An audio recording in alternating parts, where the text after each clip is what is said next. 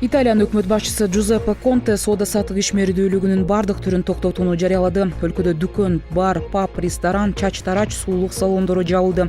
Эми тамакты үйдөн гана ичүүгө же буйрутма кылууга болот.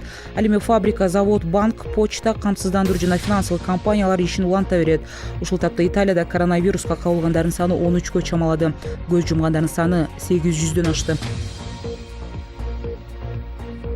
12 мартта Кыргызстандын бир катар шаарларында белгиленген жергиликтүү кеңештерге шайлоого үгүт иштери старт алды. 12 апрелде Ош, Токмок, Каракол, Балыкчы жана Майлы суу шаарларында жергиликтүү кеңештерге депутаттар шайланат. Буга байланыштуу Борбордук шайлоо комиссиясы кайсыл шаарларда канча партия ат салышууга укук алганын жарыялады. Америкалык актер Том Хэнкс жана анын жубайы коронавируска кабылды. Бул тууралуу актер социалдык тармактагы баракчасы аркылуу билдирди. Жубайым экөөбүз Австралиядабыз. Биз өзүбүздү чарчаңкы абалда ооруп калгандай сездик.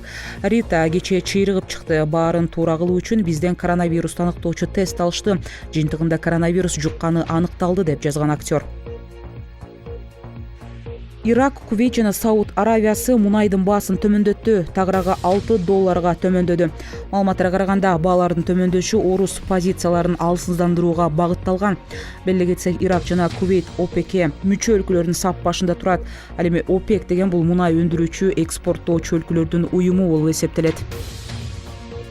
We will be suspending all travel from Europe to the United States for the next 30 days. Эми Британиядан башка мамлекеттердин жарандары АКШга кире албайт. Мындай чечимди АКШ президенти Дональд Трамп кабыл алып, аны коронавирустун жайылышына тоскоолдук кылуу аракети деп түшүндүрдү. Бул чектөө 13 марттан тарта күчүнө кирмей болду.